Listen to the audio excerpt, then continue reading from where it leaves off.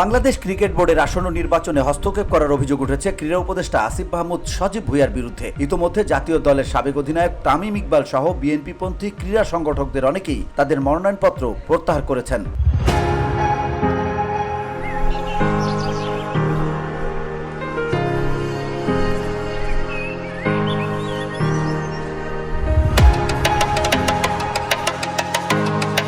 এবার নিজের বিরুদ্ধে ওঠা অভিযোগের ব্যাখ্যা দিয়ে ক্রীড়া উপদেষ্টা আসিফ মাহমুদ দাবি করেন, বিসিবির নির্বাচন সংক্রান্ত ঘটনা ভারতীয় ক্রিকেটার বিরাট কোহলি পর্যন্ত গড়িয়েছে। কেউ একজন ফোনে বিরাট কোহলির কাছে অভিযোগ দিয়েছে।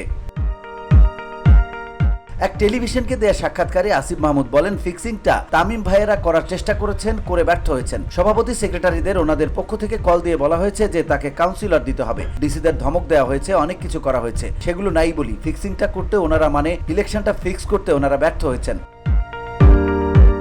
আসিফ মাহমুদ আরও বলেন, আমাদের কাছে কিছু কল রেকর্ড ও ডকুমেন্টস রয়েছে। সেখানে বলা হচ্ছে যদি নির্বাচন করেন 6 মাস পরে পরিণতি ভোগ করতে হবে। ইঙ্গিতটা জাতীয় নির্বাচন পরবর্তীতে কাউকে হুমকি দেওয়ার মতো।